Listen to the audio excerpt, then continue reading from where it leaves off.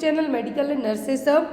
आज हम बात करने वाले DMER महाराष्ट्र का जो पेपर होने वाला है 12 जून से लेके 20 जून के बीच में जो डेट दी गई है। एडमिट कार्ड आप लोग जिन्होंने भी डाउनलोड नहीं किए हैं प्लीज़ कर लीजिए। ऑफिशियल वेबसाइट पर एडमिट कार्ड है जो रिलीज़ कर दिए गए हैं।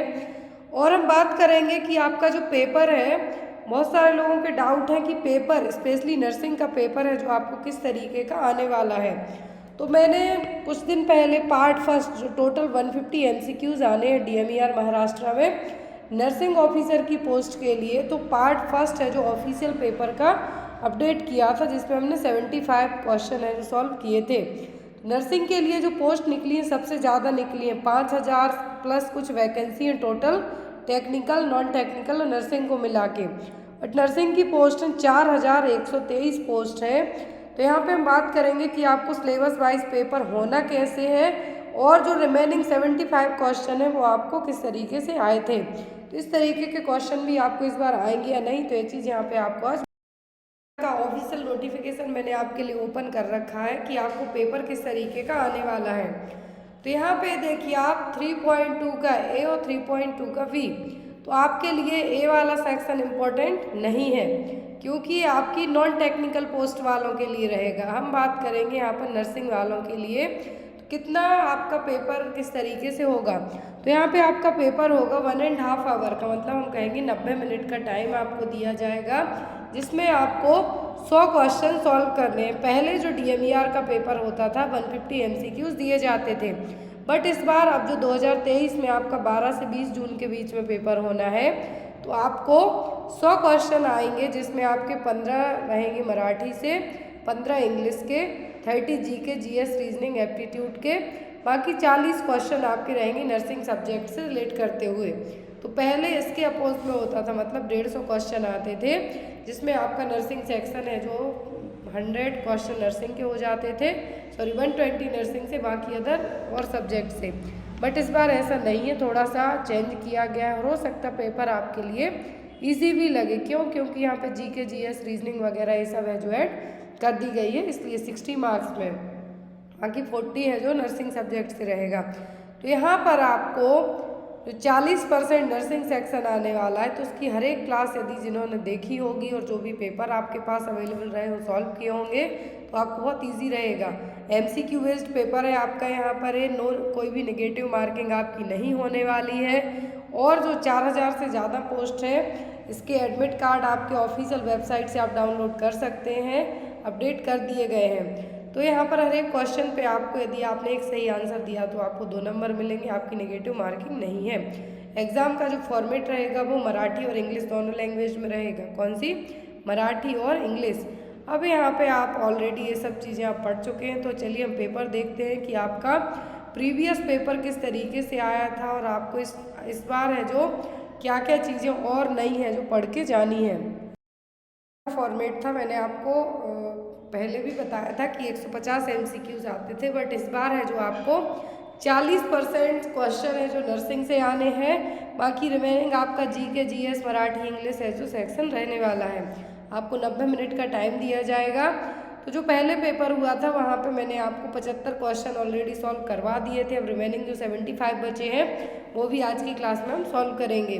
तो यहाँ पर जो नेक्स्ट क्वेश्चन है आपका वो ये रहा, A client receiving Parnet tricyclopromine is entered as hypertensive crisis. Which food is capable of producing a hypertensive crisis when taken with the medication? तो यहाँ पर मरीज को क्या हाइपरटेंसिव क्राइसिस है जिसके कारण पर्सन एडमिट हुआ है, ट्रेनसाइक्लोप्रोमीन है जो दी जा रही है उसके लिए। अब यहाँ पर इस जो फूड है, यहाँ पर कौन सा फूड है जो और ज़्यादा हाइपरटेंसिव क्राइसिस को प्रोड्यूस कर सकता है? प्रोसेस्ड चीज़, कॉटेज चीज़, सेदार चीज़ या फिर क्रीम चीज़। तो कौन सा चीज़ है जो यहाँ पे और ज़्यादा प्रॉब्लम कॉज करेगा या फिर जो हाइपरटेंसिव क्राइसिस है इसके लिए और ज़्यादा वर्स्ट बनाने का काम है जो करेगा? तो वो होगा यहाँ पे आपका सेदार चीज़। कौन सा चीज़? सेदार चीज़, जो कि एक नेचुरल चीज़ है। क्या है? स्पेशली ये क्या रहेगा? हार्ड रहेगा। आप जो मार्केट में चीज़ वगैरह लेते हो प्रोसेस्ड होंगे या फिर क्रीमी लेयर टाइप में होंगे, लेकिन जो नेचुरल चीज़ जिसको हम कहेंगे होगा सेदार चीज़। तो यहाँ पर ये और ज़्यादा सिचुएशन को वर्स्ट बनाने का काम करेगा। तो नेक्स्ट यहाँ पे जो आपका आंसर आएगा वो क्या होगा, छेदार चीज़। इस बार आप याद रखें आपको 100 क्वेश्चन आने वाले हैं DMER में, इसके लिए आप अपनी तैयारी बहुत ही अच्छे से करके रखें। Next one is the nurse is caring for a client with a diagnosis of hepatitis who is experiencing प्रोराइटिस which would be the most appropriate nursing intervention. तो यहाँ पर पर्सन के लिए क्या है, हेपेटाइटिस हुआ है, डायग्नोज किया गया है, साथ में उसको प्रोराइटिस भी हुआ है। क्या हुआ है साथ में, पर्सन के लिए साथ में प्रोराइटिस भी हुआ है। तो यहाँ पर कौन सा जो इम्पोर्टेंट नर्सिंग इंटरवेंशन रहेगा, तो प्रोराइटिस में क्या है, एक जनरली स्क्रैचिंग टाइप से आपकी बॉडी में होना। स्क्रैचिंग का मतलब है आपको एक तरीके से किसी एलर्जी के कारण या फिर कुछ इरिटेटिंग सेंसेशन होना आपकी पूरी बॉडी में, तो ये और बॉडी के किसी भी हिस्से में हो सकती है। तो पर्सन को क्या, हेपेटाइटिस। अब यहाँ पे आप क्या सजेस्ट करेंगे, suggest that the client take warm showers 2 times per day, add baby oil to the client's bath water, apply powder to the client's skin, suggest a hot water rinse after bathing. पहली चीज़, जब भी आपको itching यहाँ पर प्रोराइटिस में आप क्या कहेंगे, इरिटेशन हो रहा है, तो ऐसे केस में आप हॉट वाटर से नहाने का काम तो नहीं करेंगे, नहीं पाउडर अप्लाई करेंगे। अब यहाँ पे आप क्या करेंगे कि पर्सन जो नहाने का पानी है उसको थोड़ा सा मॉइस्ट बनाने का काम करेंगे, जिससे जो इरिटेशन है क्या वो कम हो। इसके लिए आप बेबी ऑयल है जो पर्सन के नहाने वाले पानी में ऐड कर सकते हैं। Next one is a client with pancreatitis has been transferred to the intensive care unit. Which order would the nurse anticipate? है आपका a client with pancreatitis has been transferred to the intensive care unit. Which order would the nurse anticipate? तो pancreatitis हुआ है person को, क्या है pancreatitis, pancreas में infection है, इन्फ्लामेशन है। अब यहाँ पे ICU में एडमिट किया गया है। यहाँ पर क्या है जो पर्सन के साथ किया जाएगा, blood pressure every 15 minute, insertion of Levin tube, cardiac monitoring, या फिर dressing changes 2 times per day. तो पर्सन के लिए क्या है, पैंक्रेटाइटिस हुआ है। अब यहाँ पर क्या है जो इंटरवेंशन है जो किया जाएगा, तो यहाँ पर जो ICU में पर्सन के साथ किया जाएगा वो होगा लेवाइन ट्यूब इंसर्ट की जाएगी। क्या है, लेवाइन ट्यूब को इंसर्ट है जो किया जाएगा। जनरली ये जो एक तरीके की नेजोगैस्ट्रिक ट्यूब ही है, क्या है, लेवाइन ट्यूब को एक तरीके की नेजोगैस्ट्रिक ट्यूब ही कहा जाता है, लेकिन ये सिंपल रहेगी। जो NG ट्यूब का डायमीटर होता है उसके कंपेयर में, तो ये क्या रहेगी, एक तरीके से सिंपल वे में रहेगी। तो यहाँ पर जो आपका आंसर आएगा वो क्या होगा, लेवाइन ट्यूब है जो इंसर्ट की जाएगी ICU में ले जाके। Next one is a client is being discharge to home while recovering from acute renal failure. The client indicates an understanding of the therapeutic dietary regimen if the client states the need to eat food that are lower in. तो यहाँ पर question, इस तरीके के question ध्यान से आप लोग देखा कीजिए क्योंकि आपको एग्जाम में आते हैं। तो यहाँ पे आपका जब बात की जा रही है कि एक्यूट रीनल फेलियर का पर्सन है, पर्सन को क्या है, एक्यूट रीनल फेलियर हुआ है, एक्यूट रीनल फेलियर हुआ है, उसके साथ में उसकी रिकवरी हो रही है। अब यहाँ पर उसकी जो डाइटरी रेजिमेन दिया जा रहा है तो उसको कौन से फूड लेने के लिए कहा जाएगा कि आप इनको कम लीजिए, फैट्स, विटामिन्स, पोटेशियम या फिर कार्बोहाइड्रेट। तो जब भी एक्यूट रीनल फेलियर वाले मरीज होते हैं तो उनको कहा जाता है कि आप लो प्रोटीन डाइट लीजिए, लो पोटेशियम डाइट लीजिए। ये आपकी किडनी, जो आपका BP होता है उसको मैनेज करने का काम कहाँ के थ्रू होता है, वो किडनी ही करती हैं। तो यहाँ पर इसीलिए जब आपके लिए एक्यूट रीनल फेलियर की प्रॉब्लम है तो आपकी सोडियम डाइट हो गई, पोटेशियम हो गई, प्रोटीन वाली डाइट हो गई, इनको कम करने के लिए कहा जाएगा। और एक्यूट रीनल फेलियर का मरीज यदि रिकवरी करता है तो उसको लो पोटेशियम डाइट लेने के लिए कहा जाएगा। नेक्स्ट वन इज, यहाँ पर एक सीरीज दी हुई है, what will come in place of question mark. तो एक क्वेश्चन मार्क दिया हुआ है, इसके बाद कौन सा नंबर आएगा। सीरीज में 3, 4.5, 9, 22.5, 67.5 and question mark, last is the 945। तो यहाँ पर आपका आंसर निकल के क्या आएगा, तो यहाँ पे आप इसको सॉल्व कर लीजिए और आपका आंसर आएगा 236.25। Next is an adult is pacing about the unit and wringing his hands.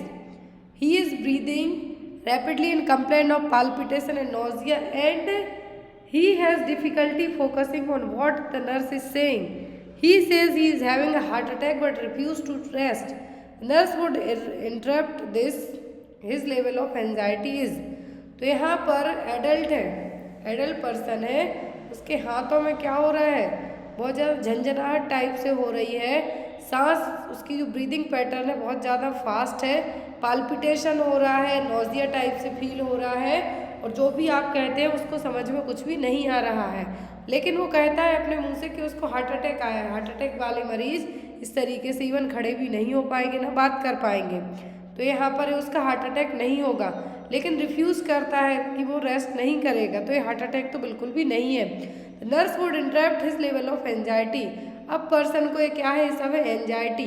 तो ये कौन से लेवल की एंजाइटी, माइल्ड, मॉडरेट, सीवियर या फिर पैनिक।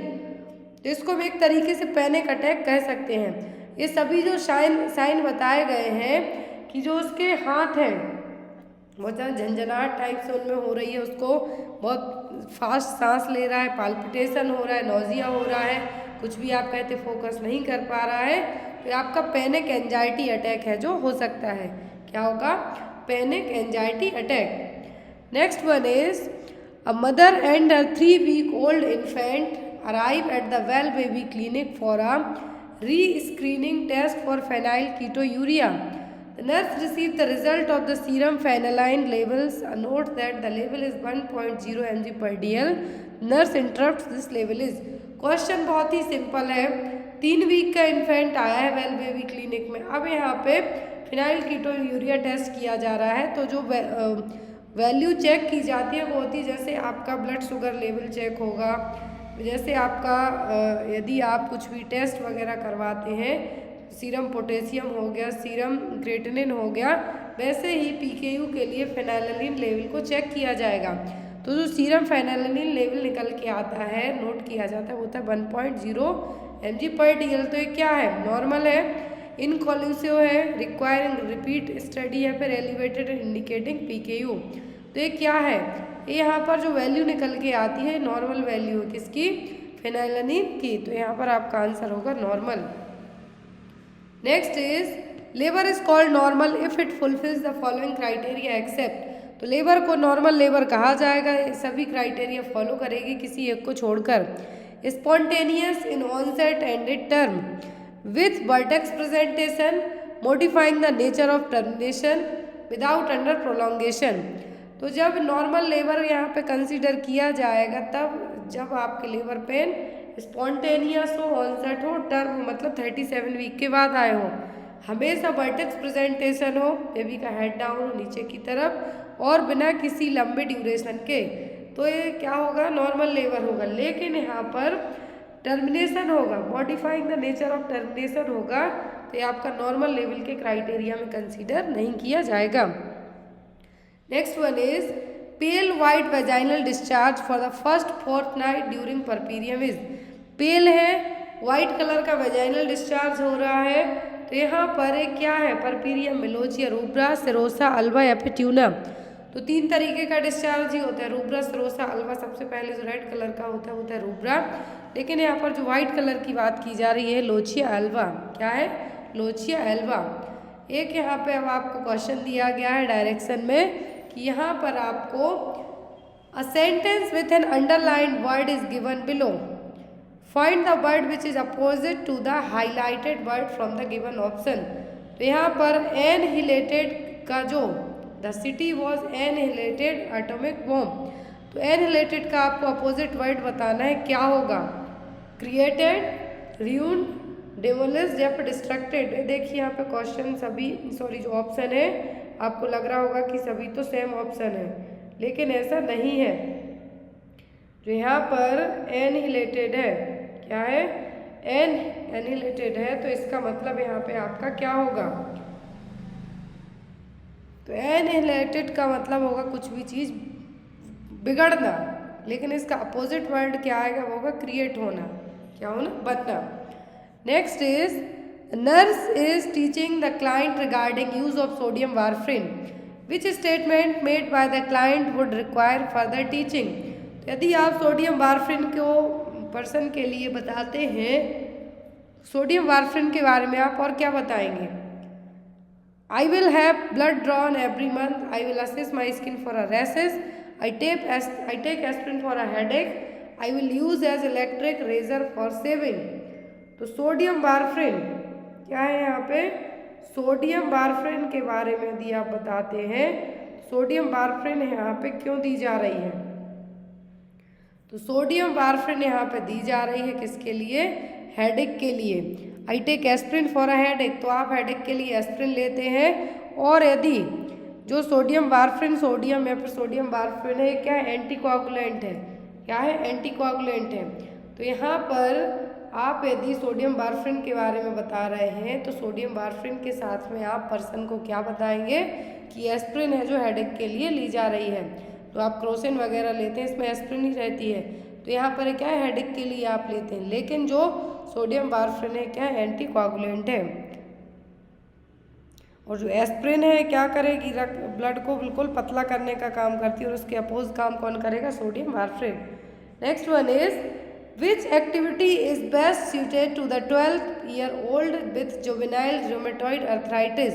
12 साल का बच्चा है, जुवेनाइल रूमेटॉइड अर्थराइटिस का मतलब है कि बच्चे की उम्र 18 साल से कम होती है तब, तो यहाँ पर जुवेनाइल होंगे वो। अब यहाँ पर जो 12 साल का बच्चा है, रूमेटॉइड अर्थराइटिस हुआ है, तो आप उसको क्या एक्टिविटी करने के लिए? Playing video games, swimming, working crossword puzzles, playing slow pitch football. तो यहाँ पर ऐसे पर्सन में आप स्विमिंग करने के लिए कहेंगे ताकि ब्लड का प्रॉपर सर्कुलेशन हो सके, और सर्कुलेशन होगा तो आपकी बॉडी में जो पेन है, आपके जॉइंट्स में पेन है, वो कम रहेगा। तो यहाँ पर आप क्या करने के लिए एडवाइस करेंगे? तो यहाँ पे आप एडवाइस करेंगे स्विमिंग करने के लिए। किसके लिए? स्विमिंग के लिए। Next is planning is a category of nursing behaviour in which. तो प्लानिंग नर्सिंग कैटेगरी के किस तरीके के बिहेवियर में आएगी? Nurse determine the health care needed for the patient, the physician determined of the plan of care for the patient, patient centred goals and expected outcomes are established after the patient determine the care needed. तो nursing behaviour जो planning category होती है, आप nursing diagnose बनाते हैं, तो planning किस category में आएगा कि पेशेंट सेंटर्ड गोल्स। मतलब यहाँ पे आप प्लानिंग में क्या करते हैं? सबसे पहले आप एक गोल ही सेट करते हैं कि अब आप मरीज को किस तरीके की केयर प्रोवाइड कराएंगे। तो यहाँ पे किस में आएगा? आपका पेशेंट सेंटर्ड गोल्स रहेगा, जिसमें आप जो भी प्लान करते हैं वो आप पर्सन पे इम्प्लीमेंट करेंगे जब आप उसका इवाल्यूएशन निकालेंगे। किस तरीके के बिहेवियर में आएगी? पेशेंट सेंटर गोल्ड में। Next is the home health nurse is visiting a 15-year-old with sickle cell disease, which information obtained on the visit would cause the most concern. तो यहाँ पर क्वेश्चन ध्यान से देखिए कि 15 साल के बच्चे को सिकल सेल एनीमिया हुआ है, सिकल सेल डिसीज है। तो यहाँ पर कौन सी चीज़ आप करने को कहेंगे कि जो कि बहुत ज़्यादा कंसर्निंग होगी, और जो इस चीज़ के लिए एक तरीके से हम क्या कहेंगे कि जब आप विजिट करने जाते हैं तो क्लाइंट्स को क्या करने के लिए कहेंगे? Likes to play baseball, drinks several carbonated drinks per day, has 2 sisters with sickle cell tract, is taking Tylenol to control the pain. तो यहाँ पर सिकल सेल डिसीज वाले पर्सन में आप क्या इन्फॉर्मेशन देंगे? तो वो होगा likes to play baseball. Next is the nurse prepares to administer an internal feeding to a client through a nasogastric tube. Enteral feeding का मतलब है डायरेक्ट सीधा स्टमक में फूड को पहुंचाना, तो एनजी ट्यूब के थ्रू पहुंचाया जाएगा। Which is the priority intervention for the nurse to complete before administering the feeding. तो यहाँ पर क्या है? जो प्रायोरिटी इंटरवेंशन होगा कि जो फीडिंग आप करते हैं वो सही हो रही है या नहीं। Determining tube placement, auscultating the tube bowl sound, measuring the intake and output, establishing the client's baseline weight। तो यहाँ पर आप पर्सन को एंटेरल फीडिंग के लिए मतलब डायरेक्ट एनजी ट्यूब के थ्रू आपको खाना भेजना है स्टमक में सीधा। तो यहाँ पर क्या है जो सही तरीके से आपका होगा फीड करने के पहले? तो होगा ट्यूब की प्लेसमेंट। ट्यूब है जो एनजी ट्यूब में प्रॉपर तरीके से अंदर इंसर्ट की गई है या नहीं, वो चीज़ आपको सबसे पहले चेक है जो करनी है। तो यहाँ पर आपका आंसर क्या आएगा? Option number A. Next is the client delivered a 9-pound infant 2 days ago. An effective means of managing discomfort from an episiotomy is 9 pound का बच्चा पैदा हुआ है 2 दिन पहले।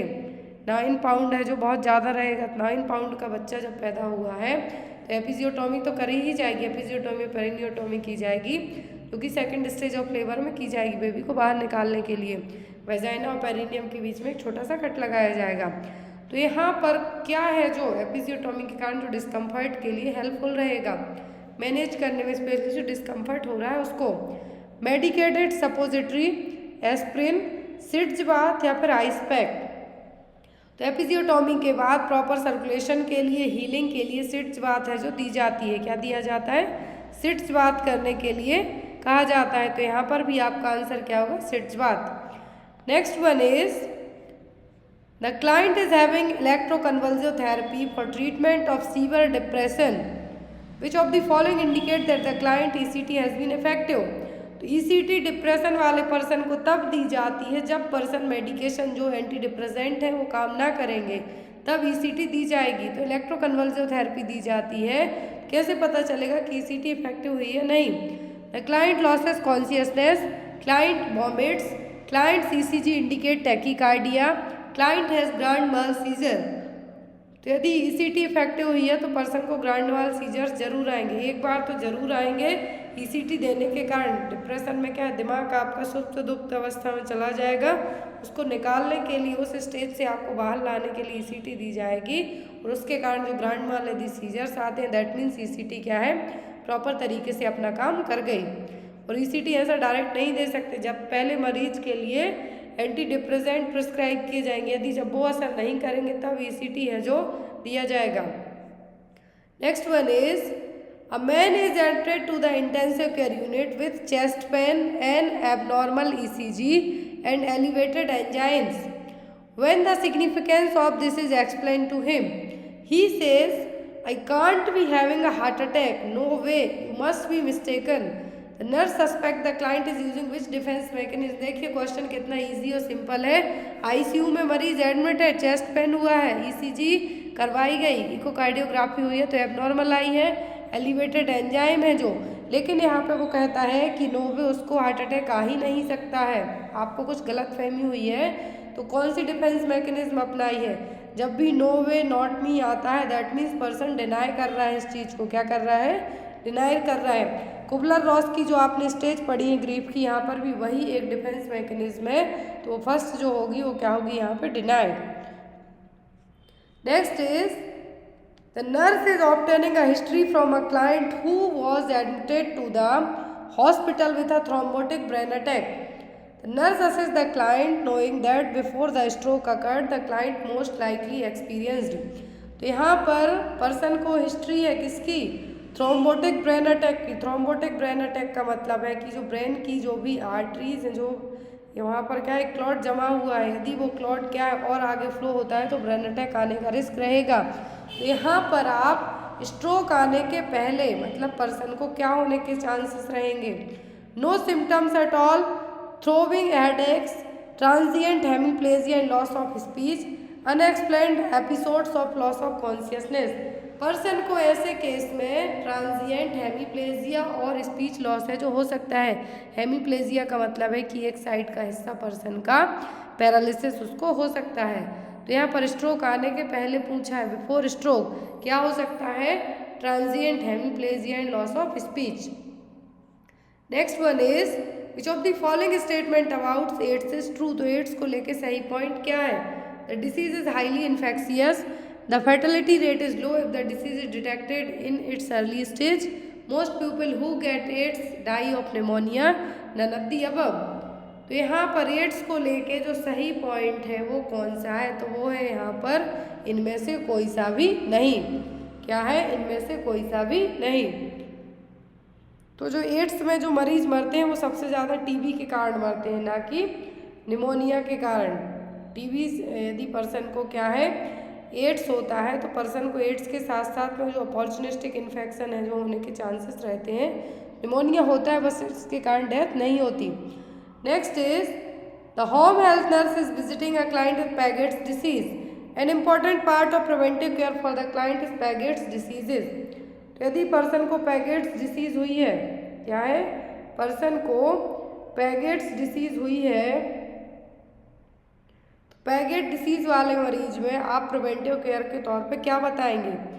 Keeping the environment free of clutter, advising the client to see the dentist regularly, encouraging the client to take influenza vaccine, telling the client to take daily multivitamin. तो यहाँ पर यदि पर्सन को जो पैगेट डिसीजेस को हम क्या कह सकते हैं? ऑस्टियाइटिस डिफॉर्मेंस, या फिर जो रिप्लेसमेंट होना ओल्ड बोन्स टिश्यू का नए बोन टिश्यू के साथ में, एक तरीके की क्या है, बोन डिसीज है, क्रॉनिक कंडीशन है जिसमें बोन्स बार बार टूटेंगी, फिर बनेंगी, फिर टूटेंगी। तो यहाँ पर आपको क्या करना है कि इन्वायरमेंट को फ्री ऑफ क्लटर रखना, मतलब आपको गिरने का, फ्रैक्चर होने का रिस्क ज़्यादा रहेगा, इसीलिए आपको यहाँ पे क्या करना है कि जो भी आपके आसपास जो भी ऐसी चीज़ें जिसमें फंस के आप गिर सकते हैं उनको दूर रखना है। Next one is for blood clotting fibrosin is changed into fibrin with the help of. तो आपकी जो ब्लड क्लॉटिंग के जो कंपोनेंट्स हैं यहाँ पे वो है कि फाइब्रोसिन है जो फाइब्रिन में चेंज होगा, किसकी हेल्प से? Anti thrombin, thrombin, platelets, vitamin के। तो ये सभी हेल्पफुल है ब्लड क्लॉटिंग के लिए, लेकिन फाइब्रोसिन फाइब्रिन में कन्वर्ट होगा थ्रोम्बिन की हेल्प से। Next is a client is entered with left-sided congestive heart failure is assessing the client for edema, the nurse should check the। तो यहाँ पे पर्सन के लिए यदि left side congestive heart failure हुआ है तो कहाँ पे यदि स्वेलिंग है आप चेक करेंगे? फीट में, नेक में, हैंड्स में कि सैक्रम में? तो यहाँ पे आप स्वेलिंग चेक करेंगे गर्दन के, यहाँ पे कहाँ पे? नेक में।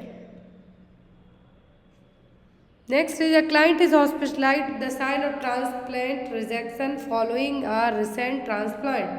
Assessment of the client would be expected to reveal। Transplantation rejection हुआ है, कुछ भी ट्रांसप्लांटेशन रिजेक्शन हो सकता है, किडनी हो सकता है, लीवर हो सकता है। तो यहाँ पर इस रिजेक्शन के बाद आप क्या चीज़ें चेक करेंगे? Weight loss 2 pounds in 1 day, serum creatinine 1.25 mg per dl, urinary output 50 ml per hour, rising the blood pressure. तो यहाँ पर क्या चीज़ रिवील करेगी कि यहाँ पे ट्रांसप्लांट है जो रिजेक्ट हो गया है? तो वो होगा आपका बीपी का बढ़ना, क्या है? ब्लड प्रेशर का बढ़ना। Question number 97, a nurse is caring for an infant with laryngomalacia, which position would the nurse place the infant in to decrease the incidence of stridor. Person के लिए यहाँ पे क्या हुआ है? लैरिंगोमलेशिया। यहाँ पर इन्फेंट की बात की जा रही, मतलब की एज होगी कितना?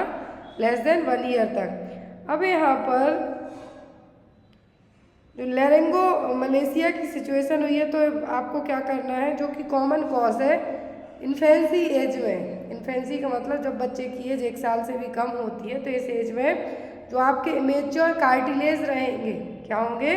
इमेच्योर कार्टिलेज रहेंगे। तो यहाँ पर इमेच्योर कार्टिलेज होने के कारण बच्चे में क्या होगा? स्टेरॉइडर होगा। क्या होगा? स्टेरॉइडर की सिचुएशन होगी। तो उसको कम करने के लिए, डिक्रीज करने के लिए आप क्या करेंगे? कौन सी पोजीशन देंगे बच्चे को? Prone, supine, supine with the neck flexed, prone with the neck hyper extended. कौन सी पोजीशन आप देंगे जब बच्चे को लैरिंगोमलेशिया हुआ है?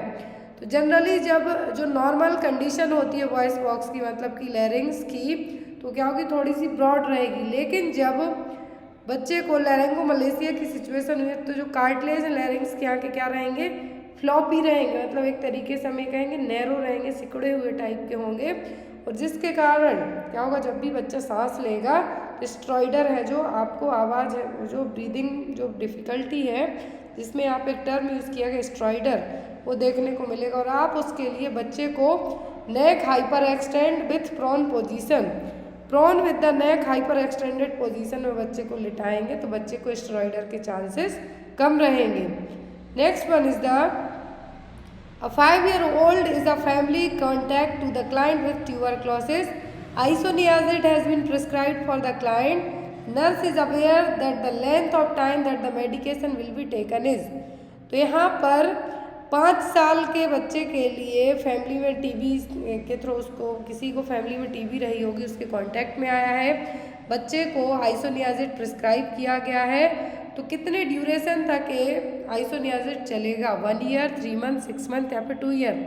तो यदि यहाँ पर डॉट्स की कैटेगरी 1 पूछते तब आप कहते 6 महीने तक, लेकिन यदि यहाँ पे बात की जा रही है कि ओल्ड जो बच्चे की उम्र है 5 साल है, तो यहाँ पर टीबी के कांटेक्ट में आए, ट्यूबरक्लोसिस वाले मरीज के कांटेक्ट में, तो उसको एटलीस्ट 1 ईयर तक, कितना, 1 साल तक है जो टीबी की मेडिकेशन आइसोनियाजिड चलेगी। Next is which of the following is part of the definition of learning.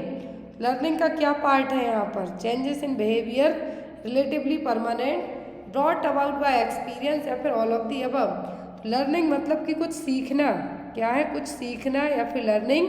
तो बिहेवियर में चेंज होगा जब भी आप कुछ नया सीखते जाएंगे। ये कुछ ना कुछ चीज़ें ऐसी होती हैं कि जो आप परमानेंट ही लर्न करेंगे और आपके एक्सपीरियंस से कुछ नई नई चीज़ें आएंगी। लर्निंग आप एक दिन में नहीं कर सकते, हर एक चीज़ आप एक्सपीरियंस से ही सीखेंगे। तो यहाँ पर आपका आंसर क्या होगा, all of the. A client with advanced cirrhosis of the liver is not tolerating protein well, as evidenced by abnormal regulatory value. The nurse anticipates that which of the following medication will be prescribed for the client. तो यहाँ पर person को क्या है, advanced में cirrhosis of liver हुआ है। क्या है, सिरोसिस ऑफ लिवर का मरीज है, प्रोटीन को टॉलरेट नहीं कर पा रहा है। जब भी लैब टेस्ट होते हैं तो रिजल्ट है जो क्या होगा, एबनॉर्मल आएगा। तो यहाँ पर आप कौन सी मेडिकेशन प्रिस्क्राइब करेंगे, फॉलिक एसिड, लैक्ट्यूलोज, थायामीन या फिर इथाइसाइनिक एसिड, कौन सी मेडिकेशन यहाँ पर पर्सन के लिए प्रिस्क्राइब की जाएगी। तो यहाँ पर पर्सन के लिए जो प्रिस्क्राइब किया जाएगा वो क्या होगा, वो होगा लैक्ट्यूलोज। क्या है, लैक्ट्यूलोज है जो कि नॉन एब्जॉर्बेबल शुगर है और जो कॉन्स्टिपेशन या फिर हेपेटोइंसेफेलोपैथी को ट्रीट करने में यूज़ की जाती है। तो यहाँ पर यदि प्रोटीन टॉलरेट नहीं कर पा रहा है तो लैक्ट्यूलोज भी है जो यहाँ पे एडमिनिस्टर और पर्सन को दिया जा सकता है। Next one is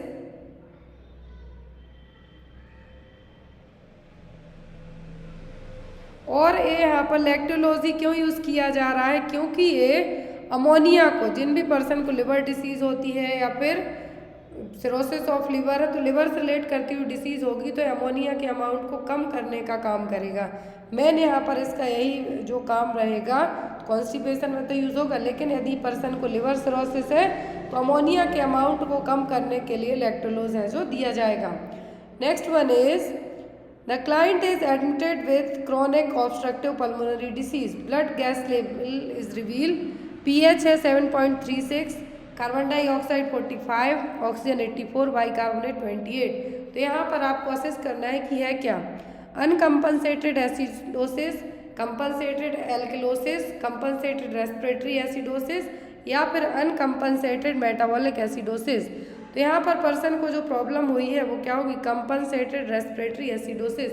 pH value बताई गई है तो यहाँ पर आपको एग्जाम में याद रखना है जो आपको एसिडोसिस, एल्कलोसिस या फिर रेस्पिरेटरी और अनकम्पनसेटेड और कंपनसेटेड पूछी जाती है।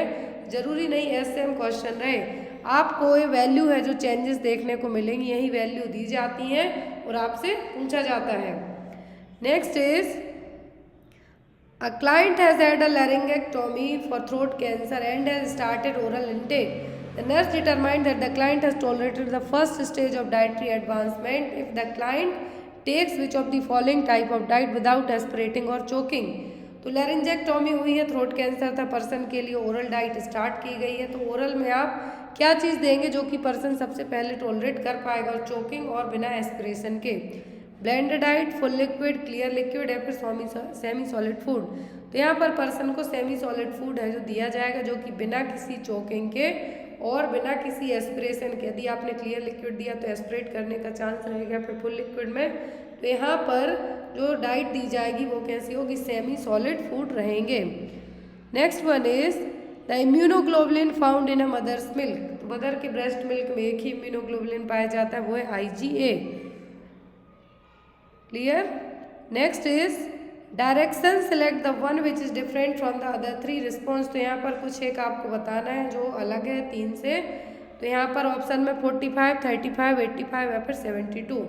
तो यहाँ पर जो अलग है वो क्या है, वो है 72, क्योंकि ये यहाँ पर यदि हम बात करें तो 72 यहाँ पे क्यों चूज़ किया गया, क्योंकि ये 5 से है जो 5 से आप इसमें भाग देंगे तो ये सॉल्व नहीं हो पाएगा, बाकी ये तीनों हो जाएंगे। Next is a client with hypothyroidism frequently complain of feeling cold.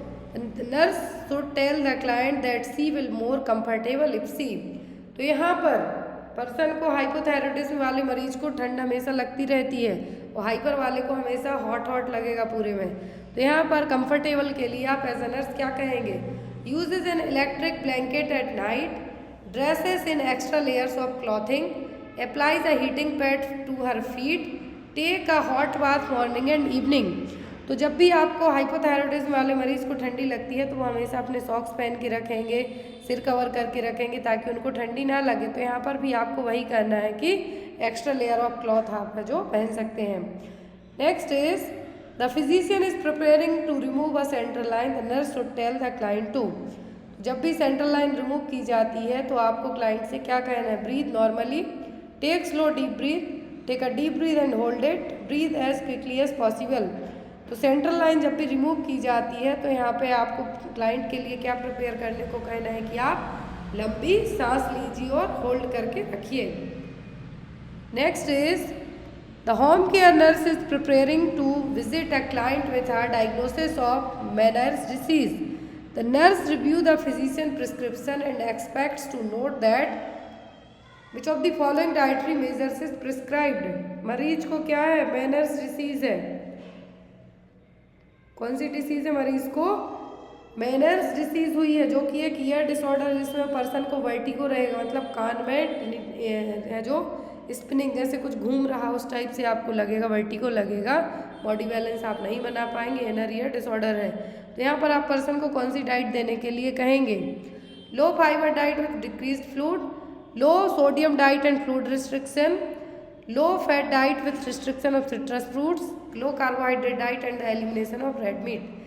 तो यहाँ पर पर्सन को जब मेनर्स डिसीज मतलब वर्टिगो की प्रॉब्लम हो रही है, पर्सन प्रॉपर बैलेंस नहीं बना पाएगा, तो यहाँ पर low sodium diet and fluid restricted है जो डाइट पर्सन को दी जाएगी। Next is an elderly client is diagnosed with intestinal cystitis, which finding differentiate intestinal cystitis from other forms of cystitis.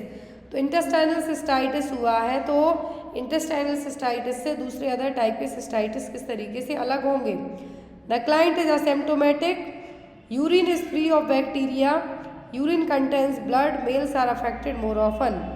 तो इंटेस्टाइनल सिस्टाइटिस दूसरे अलग तरीके से किस तरीके से भिन्न होंगे? तो यहाँ पर सबसे पहली चीज़ आपको पता होना चाहिए कि सिस्टाइटिस है क्या। क्या है? सिस्टाइटिस का मतलब होता है यूरिनरी ट्रैक्ट इन्फेक्शन। क्या है? यूरिनरी ट्रैक्ट इन्फेक्शन, जिसमें आपके ब्लैडर में इन्फेक्शन रहेगा, जो कि कॉमन टाइप होगा यूटीआई का। तो यहाँ पर जब इंटेस्टाइनल सिस्टाइटिस होगा तो यहाँ पर यूरिन में बैक्टीरिया नहीं होंगे, बाकी यदि जब ब्लैडर में है तो ब्लड भी आ सकता है यूरिन में, मेल सबसे ज़्यादा अफेक्ट होंगे और जो असिम्प्टोमेटिक रहने के चांसेस ज़्यादा होंगे, सिम्टम्स जनरली तुरंत तो नहीं होंगे। दो यहाँ पर आंसर होगा आपका the urine is free of bacteria. Next one is a client is admitted with a blood alcohol level of 180 mg per dl. Nurse recognized that the alcohol in the client system should be fully metabolized within. तो यदि 180 mg per dl के हिसाब से alcohol है blood में आपके, तो कैसे मेटाबोलाइज होगा? 3 घंटे में, 5 में, 7 में कि 9 में? तो ये पूरा मेटाबोलाइज हो पाएगा 9 घंटे में। कितना? 9 आवर में, क्योंकि ये बहुत ज़्यादा वैल्यू है यहाँ पे इसकी। Next is the cell body of neuron is also called as. तो सेल बॉडी है न्यूरॉन की क्या कहलाएगी? डेंड्राइट, एक्सॉन, सोमा या फिर नन ऑफ द अबव? तो ये कहलाएगी सोमा। ये देखिए यहाँ पर सेंट्रल सेल बॉडी है जो यहाँ पर ये क्या कहलाएगी? ये कहलाएगी सोमा, या फिर इसको हम कहेंगे central cell body. Next one is which of the following is the prostaglandin commonly used in induction of labour.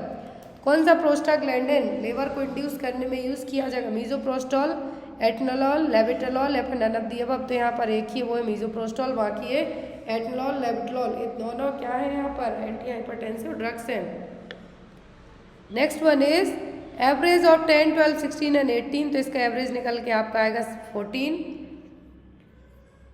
Next is the A nurse is caring for a child with renal disease and is analyzing the child's laboratory results.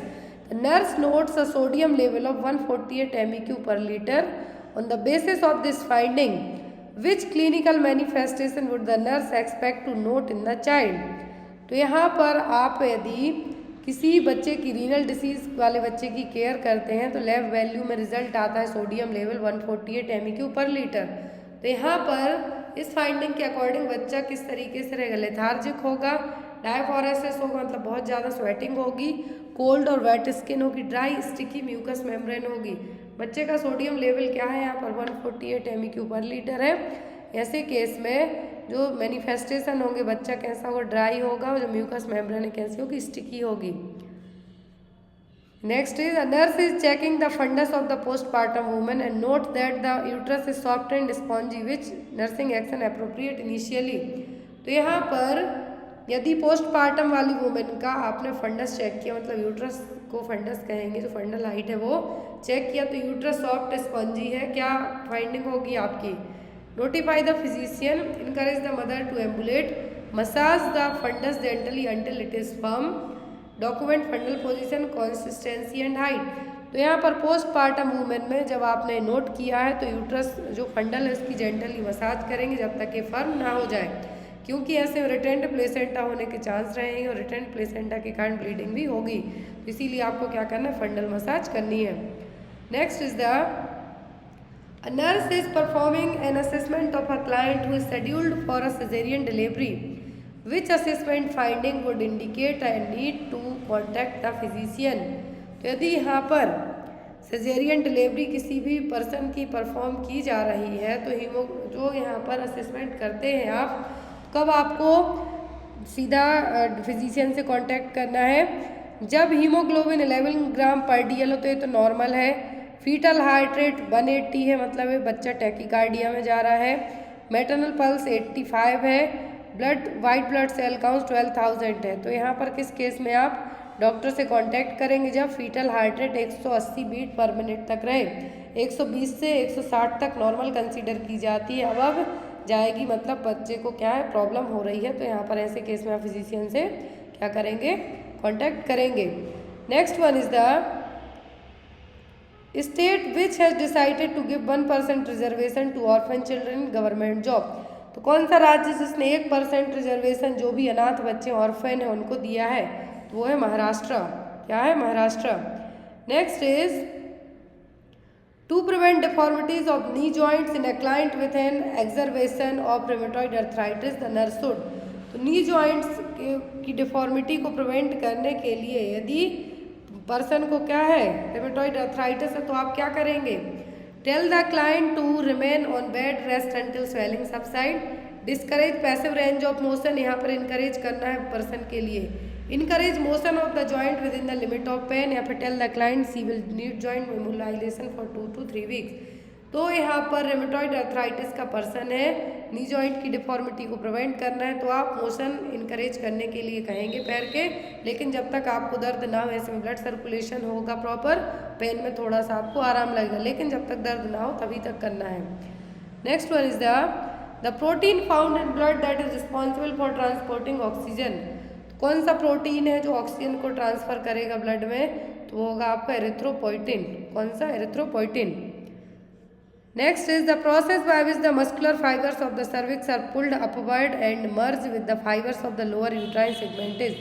कौन सी process है? ये कहलाती है एफासमेंट। कौन सी? एफासमेंट। Muscular fibres हैं जो cervix के ऊपर की तरफ जाएंगे और लोअर यूट्राइन सेगमेंट को मर्ज करने का काम करेंगे, तो ये एफासमेंट। ये आपने जो कार्डिनल मूवमेंट पढ़े हैं उसमें पढ़ा है। Next one is The nurse prepares to administer a continuous intravenous infusion through a peripheral IV to a client who has dehydration. Which is the priority nursing assessment before initiating the IV infusion? तो यदि आप continuously IV infuse किया जाना, intravenous infusion होना है, तो यहाँ पर आप किस तरीके से करेंगे? मतलब कैसे पता चलेगा कि जितना IV फ्लूइड दे रहे हैं वो सही से जा रहा है नहीं? Checking daily body weight, checking the serum electrolyte, checking intake and output, asking the client about the dominant side। Priority nursing assessment यहाँ पे क्या होगी? बॉडी वेट को चेक करना। Next is Nurse said admitting a client with suspected duodenal ulcer, the client will most likely to report that his abdominal discomfort decrease when। तो duodenal ulcer का मरीज है, यहाँ पर कौन सी जो रिपोर्ट बताएगी कि पर्सन को एब्डोमिनल डिस्कम्फर्ट है जो कम होगा, कौन सा काम करेंगे जिससे एब्डोमिनल डिस्कम्फर्ट नहीं होगा, ड्यूडेनल अल्सर में होगा डिस्कम्फर्ट, क्या करेंगे आप जिससे उसको डिस्कम्फर्ट कम होगा। स्किप मील, ये करने को नहीं करना है। Rest in recumbent position, eats a meal या फिर सिट्स अपराइट आफ्टर ईटिंग। तो यहाँ पर डिस्कम्फर्ट करने के लिए आपको खाना खाने के लिए कहना है, क्या कहना है, खाना खाने के लिए कहना है। Next one is when providing post operative care for a child with cleft palate, nurse would position the client in which of the following position. ये एग्जाम में आता है, क्लेफ्ट लिप की सर्जरी पूछी जाती है या फिर क्लेफ्ट लिप और क्लेफ्ट पैलेट कब करवानी चाहिए सर्जरी। तो ये कंजेनाइटल डिफेक्ट होते हैं, तो यहाँ पर क्लेफ्ट लिप वाले पर्सन में जो पोजीशन दी जाएगी आफ्टर सर्जरी वो होगी प्रॉन पोजीशन। कौन सी, prone position. Next one is to initiate an intervention the nurse must be competent in 3 areas which include. तो जब भी आप नर्सिंग इंटरवेंशन स्टार्ट करते हैं तो कौन से 3 एरिया होना चाहिए आपके, वो है आपका नॉलेज, फंक्शन और स्पेसिफिक स्किल। क्या है, knowledge, function and specific skill. Next is कोडा टेंडिनिये इज फाउंड इन। तो ये कहाँ पाए जाते हैं, auricles of heart, ventricles, ventricles of brain या फिर हार्ट या फिर साइनस, वीनस। तो ये पाए जाते हैं वेंट्रिकल्स ऑफ हार्ट में, राइट और लेफ्ट वेंट्रिकल है वहाँ पे कोडा tendineae.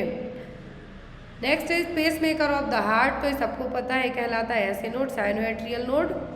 Next one is the a client goes into respiratory distress and blood for an arterial blood gas assessment is drawn from the radial artery. The nurse performs Allen's test before the blood is drawn to determine adequacy of the। Question ध्यान से देखिए, person को respiratory distress है, blood है जो sample लिया जा रहा है, रेडियल आर्टरी से ड्रॉ किया गया है। अब यहाँ पर एलन टेस्ट किया जाना है, तो यहाँ पर बिफोर द ब्लड ड्राउनिंग के जो टेस्ट एलन टेस्ट किया जा रहा है कहाँ पे होगा, अल्नर सर्कुलेशन, कैरोटिड, ब्रैकियल या फिर फीमोरल। तो होगा अल्नर सर्कुलेशन में, कहाँ पे, अल्नर सर्कुलेशन को चेक करने के लिए। Next is the most common means of transmitting the tubercle bacillus from one individual to another. तो ट्यूबरकुल बैसिलस एक से दूसरे में कैसे जाएगा, तो ये जाएगा एयरबॉर्न से। एयरबॉर्न का मतलब है यहाँ पे छींकने खांसने से, ट्यूबरकुल बैसिलस का मतलब है टीबी के जो बैक्टीरिया हैं वो। Next is the nurse is caring for a patient with suspected diverticulitis. Nurse would be most prudent in questioning which of the following diagnostic test। तो यहाँ पर डायवर्टिकुलाइटिस यदि किसी पर्सन को हुआ है, क्या है, डायवर्टिकुलाइटिस हुआ है यदि किसी पर्सन को, तो यहाँ पर कौन से टेस्ट के लिए कहा जाएगा, डायवर्टिकुलाइटिस का मतलब होगा कॉलोनिक डायवर्टिकुलाइटिस, या फिर यहाँ पर कहेंगे स्मॉल, जो डाइजेस्टिव ट्रैक्ट है यहाँ पर कुछ स्मॉल पाउच टाइप के बनना, और बैरियम एनीमा से अच्छा कोई भी टेस्ट नहीं होगा। Next is nurse determined that a Mantoux tuberculin test is positive to most accurately diagnose tuberculosis. The nurse plans to consult with the physician to follow up the skin test with her. तो Mantoux tuberculin test यदि positive आता है तो उसके साथ में और कौन सा टेस्ट करवाने के लिए नर्स कहेगी, chest X ray, sputum culture, CVC count या फिर CT scan of the chest. तो माउंटेक्स ट्यूबरकुलिन टेस्ट यदि पॉजिटिव आता है तो साथ में आपका स्पूटम कल्चर भी किया जाएगा। Clear. Next is which of the following group of newborn reflex below are present and birth and remain unchange through the adulthood. तो कौन से न्यूबॉर्न रिफ्लेक्स हैं जो जन्म के टाइम से लेके आपके एडल्टहुड तक जैसे हैं वैसे ही रहेंगे, ब्लिंकिंग, कफिंग, रूटिंग, गैग। तो रूटिंग रिफ्लेक्स चेंज हो जाता है, लेकिन ब्लिंकिंग, कफिंग, स्नीजिंग और गैग रिफ्लेक्स है जो प्रेजेंट रहेंगे, बाकी सब चेंज हो जाएंगे। रूटिंग चेंज हो जाता है, यहाँ पर ब्लिंकिंग हो जाएगा, तो इसीलिए जो ऑप्शन है इनमें आप चेक कर सकते हैं, जो आपका आंसर होगा वो होगा ब्लिंकिंग, कफिंग, स्नीजिंग और gag reflex. Next is diaphragm is supplied by which artery. तो डायफ्राम में ब्लड की सप्लाई कौन करेगा, डायफ्राम में ब्लड की सप्लाई करेगी फ्रेनिक आर्टरी। कौन सी, phrenic artery. Next is the two major opening of the left ventricle are. Left ventricle की जो 2 ओपनिंग है, मेजर ओपनिंग, वो कौन सी है, tricuspid valve and pulmonary artery, bicuspid valve and aorta, inferior vena cava and aorta for pulmonary vein and aorta. तो major opening होती है लेफ्ट वेंट्रिकल की, bicuspid valve and aorta. Next is which activity is suitable for a client who suffered an uncomplicated myocardial infarction days ago. 2 दिन पहले यदि किसी person को uncomplicated MI attack आया है तो कौन सी एक्टिविटी वो कर सकता है? Sitting in the bed side chair for 15 minute 3 times a day, remaining on strict bed rest with bedside communate privilege, ambulating in the room and hall as tolerated, sitting on the bedside for 5 minutes 3 times a day with assistance। तो यहाँ पर यदि uncomplicated MI attack आया है 2 दिन पहले तो person को परमिशन दी जाएगी कि आप 5 मिनट बस बैठिए, लेकिन किसी के साथ में, अकेले बिल्कुल भी नहीं। Next is the nurse is caring for a client with myasthenia gravis. The client is vomiting and complaining of abdominal cramps and diarrhoea. The nurse also note that the client is hypotensive and experiencing facial muscle twitching. The nurse instruct that these symptoms are compatible with. तो यहाँ पर myasthenia gravis का मरीज है, abdominal cramp, diarrhoea हो रहा है, vomiting हो रही है, साथ में जो फेशियल मसल है उसमें ट्विस्टिंग देखने को मिल रही, जकड़न टाइप से हो रही है। तो पर्सन में किसके सिम्टम्स हैं? सभी हैं पर्सन में कोलिनार्जिक क्राइसिस के, जो कि एक इमरजेंसी सिचुएशन है। इनकेस यदि प्रॉपर ट्रीटमेंट नहीं मिला तो पर्सन की जान भी जा सकती है। Next is The nurse is checking the client's central venous pressure. The nurse should place the zero of the manometer at the। तो सेंट्रल वीनस प्रेशर चेक किया जा रहा है, तो जीरो का मतलब क्या है? Phlebostatic axis, PMI, Erb's point या फिर टेल ऑफ स्पेंस। तो ये आपका phlebostatic axis. Next normal cardiac cycle. तो नॉर्मल कार्डियक साइकिल है जो 0.8 सेकेंड में कंप्लीट होती है। नेक्स्ट है यहाँ पर a client 12 week pregnant come to the emergency department with abdominal cramping and moderate vaginal bleeding. Speculum examination reveals 2 to 3 centimetre cervical dilatation. Nurse document this finding. तो यहाँ पर 12 वीक की प्रेगनेंसी है, वेजाइनल ब्लीडिंग हो रही है, cramps आ रहे हैं, सर्विक्स 2 से 3 सेंटीमीटर डायलेट है। तो ये सभी साइन है इमिनेंट अबॉर्शन के। किसके? इमिनेंट अबॉर्शन के। Next is The nurse caring for a client with full thickness burn to the lower half of the torso and lower extremities during the emergent phase of injury, the primary nursing diagnosis focus on। पहली चीज जब भी burn वाले मरीज की बात आती है तो यहाँ पर लोअर पार्ट जला हुआ है, पूरी बॉडी की बात नहीं की जा रही, full thickness burn lower part में। तो ऐसे केस में आपको वॉल्यूम डेफिसिट पे सबसे ज़्यादा फोकस करना है। अपर पार्ट की बात करते तो एयरवे क्लियरेंस के लिए कहेंगे आप, लेकिन यदि लोअर पार्ट की बात की जा रही है, लोअर बॉडी पार्ट की, तो fluid volume deficit. Next is a client manage peptic ulcer disease with excessive amount of oral antacid. The client is at risk of which acid base imbalance. Peptic ulcer का मरीज है, oral antacids ज़्यादा दिए गए हैं। अब यहाँ पर क्या बैलेंस हो सकता है? तो वो होगा metabolic alkalosis. Next is client develop temperature 102 degree Fahrenheit following coronary artery bypass surgery. The nurse should notify the physician immediately because elevation is temperature. तो 102 डिग्री टेम्परेचर है पर्सन को, कोरोनरी आर्टरी बाईपास सर्जरी हुई है। तो ये किसके कारण हो सकता है? इंक्रीज कार्डियक आउटपुट के, indicate cardiac tamponade, decrease cardiac output, indicate graft rejection. तो कार्डियक जो कोरोनरी आर्टरी बाईपास हुआ है 102 डिग्री फ़ारेनहीट हुआ है, तो कार्डियक आउटपुट के कारण भी टेम्परेचर पर्सन का बढ़ सकता है। Next is after an amniotomy has been performed a nurse should first assess. Amniotomy के बाद सबसे पहले आप क्या असेस करेंगे? तो यहाँ पर आप फीटल हार्ट रेट का पैटर्न सबसे पहले चेक करेंगे। यहाँ पर आपकी एमनियोटॉमी के बाद पहली प्रायोरिटी होगी फीटल हार्ट रेट को चेक करना। ऑप्शन में cervix dilation, bladder distension, maternal BP या फिर fetal heart rate. Next is a nurse is preparing to administer a feeding via NG tube.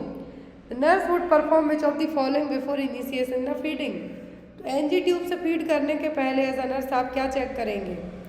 Assess for tube placement व aspirating stomach content, place the patient in left lying position, administer feeding with 50% H2O concentration, ensure the feeding solution has been warmed in a microwave for 2 minutes।